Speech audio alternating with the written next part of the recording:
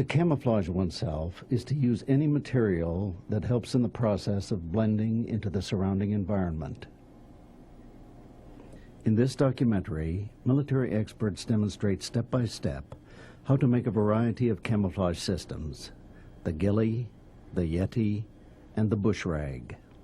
This video covers the materials needed and how to manipulate these materials to create combat-effective camouflage. This video also covers stalking and movement tactics, face painting, and how to conceal equipment. In the wilds, it is survival of the fittest, and often the game is won by any animal who can remain unseen. In this process, animals have evolved with pigmentation patterns, which help to break up the general outline or shape of their bodies. Giraffes, cheetahs, and zebras are among the many animals who have evolved with these patterns of camouflage. Another important element of concealment is movement. What doesn't move usually will not be seen. The old axiom stands: the eye is drawn to movement. If an animal must move, say a lion, to take a better stalking position, then a steady and slow movement is usually employed. Other animals have been given genetic advantages, like the baby Thompson gazelle, which is born without a scent and which will instinctively hide when its mother is away. Baby cheetahs are born with extra long fur on the top of their backs, so that they may blend into grass better when hiding. And there seems to be a host of other specialty acts which animals employ to remain hidden. The African dung beetle, however, is just trying to take dinner back home.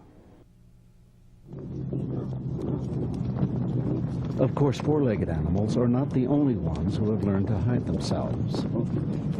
Man, too, has learned the art of concealment. Blending and moving with skill, early Pleistocene hunters could move closer to their prey.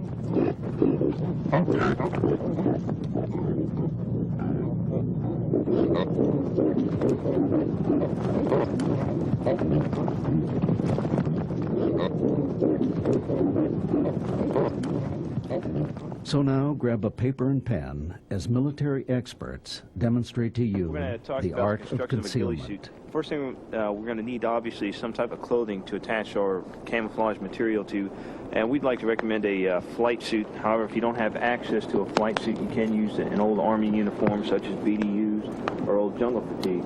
But here before you see, in various stages of preparation, we have 4 different ghillie suits.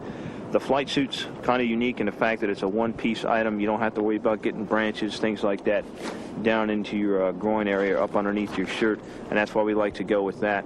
And also it fits a little more comfortable and a little more snugly than a 2-piece clothing would.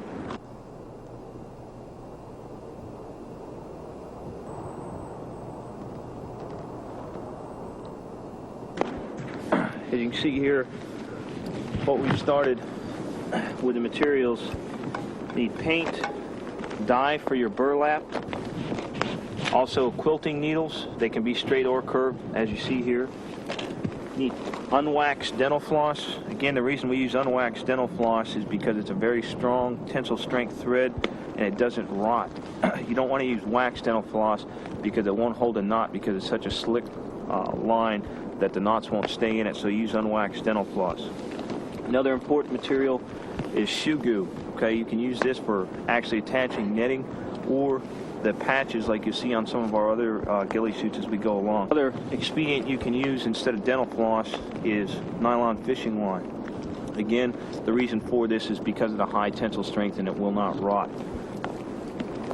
And the last thing we'll be needing here in the line of man-made materials is an X-Acto blade or a pair of scissors. Now we talked about the man-made store items. By the way, all of these items you can get from any type of hardware, grocery store, or fabrics and craft center, and relatively inexpensively. I'd say this whole pile of stuff here probably wasn't over $20 or $30 altogether. And the flight suits themselves, depending on where you go, whether it's a surplus or a military clothing and sales store, probably run you in the neighborhood of $30 to $40. Okay, moving over here to the actual suits themselves. We started, and we're in various stages right here, and we'll talk you along as we go. The material that we're going to be tying on the ghillie suit itself you can get from a variety of sources. This is store-bought. what they call moulage, okay, or material camouflage. And all it is burlap cut into 1-inch wide strips, rolled up in a nice convenient roll like this, and dyed various colors. However, if you don't have access to this stuff from a cover military store, you can just take a regular burlap bag like they use for coffee bags, sand bags, whatever. And you can see here what we've done is taken some of the dyes that we've had and we've dyed them various earthy tone colors. You want to stay away from real bright or unnatural colors. You want to stick with your earthy tones. Don't get into the hot pinks or flamingos or anything like that, or pastels. You want earthy tone colors because that's what you find out here in nature. One of the other important things that you're going to need is some canvas. As you can see, as we started on this suit here, we shoe glued a piece of canvas from an old sea bag or duffel bag onto the front around the knee area, because you're going to spend the majority of your time with the ghillie suit crawling along the ground. So you need to reinforce the knees, the chest, and the elbow areas. So you can see we started this one, and over here on this suit that's nearly complete, we have the canvas on all the portions of the suit that need reinforcement. Now, the suit itself, as far as the canvas goes, you can attach it by sewing or shoe gluing. That one's attached with shoe glue.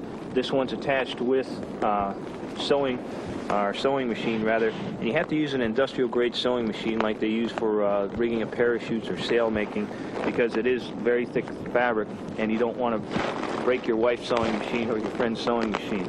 Okay, and one of the other things that you're going to do, that the reason we have spray paint, is once you have your canvas all done, what you're going to do is spray paint the front just to break up the color a little bit. Doesn't have to be anything fanciful.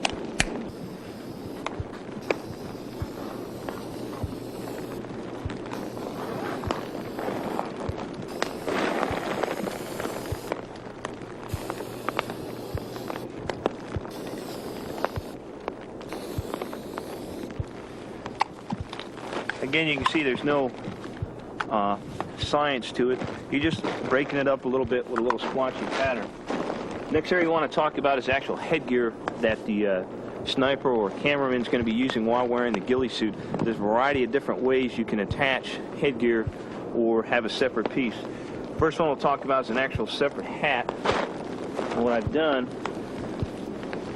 is I've taken a hat, as you can see from the inside here, and I took some netting, again, some of the moulage material, just plain green netting. If you don't have access to this, you can use the military camouflage net.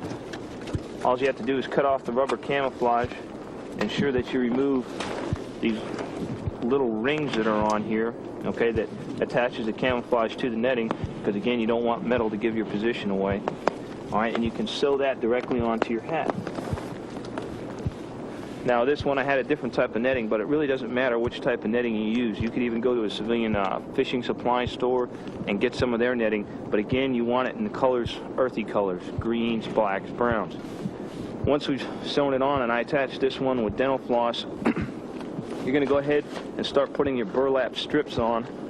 All you have to do is make a small hole in the net and tie your burlap material on in an overhand knot. Nothing fancy.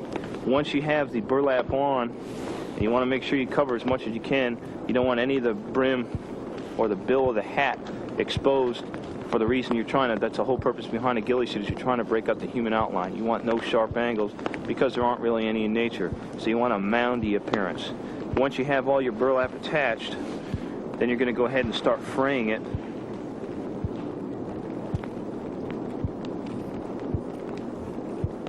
Just like that. That way, when this stuff starts to lay on there, you don't get the nice square rectangular pieces like you have that's apparent right now. We still have to fray the rest of this for it to look proper, but you get the idea.